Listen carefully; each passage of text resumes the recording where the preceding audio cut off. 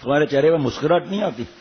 نہیں، معاف تو کر دیا، لیکن گھر سے سرٹیفکیٹ لکھوا کر دو اماں سے، پھپھی سے، پھپھی کے خط آتے نا، پھپھی سے اور بیوی سے کہ میں گھر میں مسکراتا رہتا ہوں، ارجنٹ، ٹھیک، ریڈ الرٹ۔ میں بہت دنوں سے دیکھ رہا ہوں، ایسا لگتا ہے کہ مرغیاں بھاگ گئی ہیں یا انڈے ٹوٹ گئے ہیں، یا شہد کا جہاز پورا کنٹینر آ رہا تھا، وہ شہد کا جہاز ہی ڈوب گیا تو کنٹینر بھی گیا۔ یہ مزاح اپنی جگہ پر، لیکن لکھوا کر دو کہ آپ مسکرا کر گھر میں رہتے ہیں، اور یہاں نہیں مسکراتا تو وہاں کیا مسکرائے گا؟ ہمیں ایڈوانس والی، ادھار والی مسکراہٹ نہیں چاہیے کہ شیخ پر احسان کر لیا، یہ ہم کو نہیں چاہیے۔ دانت نظر آنے چاہیے، دانت، جس طرح مولانا سہیل کے اور دوسرے کے دانت نظر آ رہے ہیں، ماشاء اللہ کہو بھائی۔ ارے اپنے دل پر دیکھنا، اگر سکون اور نور کی بارش نہ ہو تو مجھے کہنا، اگر بشاشت نہ ہو تو کہنا، چاہے 4 دن کا قبض بھی ہے لیکن مسکراؤ، اس کا بھی اثر پڑے گا۔ ہاں ہاں بھائی، سمجھا کرو نا بات کو، جب مسکراہٹ کا لوٹ پڑے گا خود ہی نکل جائے گا۔ آپ جس بزرگ کو دیکھو، عالم کو دیکھو، مفتی کو دیکھو، جس سے زیادہ دین کا کام ہو رہا ہے، ہنستا ہوا ملے گا آپ کو۔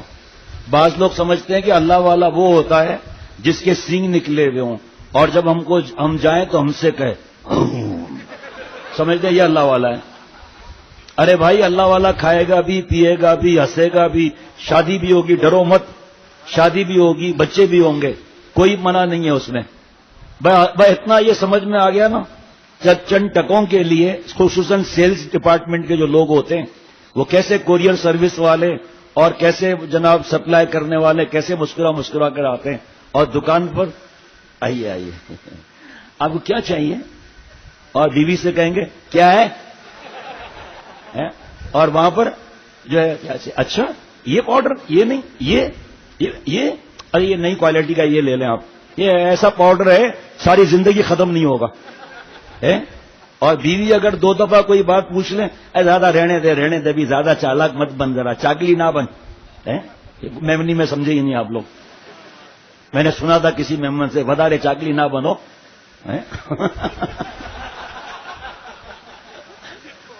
سنا وہ، اس نے ایسے ہی مجھے بتایا تھا، اب ان کے گھر میں میرا کیا واسطہ، وہ اس نے ایسے ہی بتایا۔ تو یہ ایک خان صاحب کو کوئی چراغ ملا تو اس کو رگڑا تو جن نکل آیا۔ خان صاحب ڈر گئے، کہا یہ اتنا پہلے دھواں نکلا، کہا فضائی خوار یہ تم اندر کیا کر رہا تھا، سگریٹ پی رہا تھا؟ کہا نہیں آقا، باربیکیو بنا رہا تھا۔ کہا باربیکیو کا بچہ، کیا واسطہ ہے تیرا مجھ سے؟ کہا میں آپ کا غلام ہوں، آپ مجھے حکم کرو، 2 کام آپ کے کروں گا، مجھے آگے بھی جانا ہے، اور میں پرائیویٹ جن ہوں، گورنمنٹ کا جن نہیں ہوں، کام کرنا جانتا ہوں۔ کہ اب دیکھو ہماری بچپن کی ایک خواہش ہے کہ ہم کو نسوار کا ڈبی چاہیے ایسا جتنا ہم نکالے نا وہ پھر بھر جائے۔ تو کہا خان صاحب یہ لے لو مٹھائی کی ڈبی، وہ دیکھا نسوار کی ڈبی، بہت خوش ہوا، اتنا بڑا حصہ نکالا ڈبی سے اور لگایا ایسے اندر، اور وہ دیکھا کہ بھرا ہوا ہے پورا۔ کہا دوسری خواہش بتاؤ؟ کہا دوسری خواہش یہ ایک ڈبی اور چاہیے ایسے۔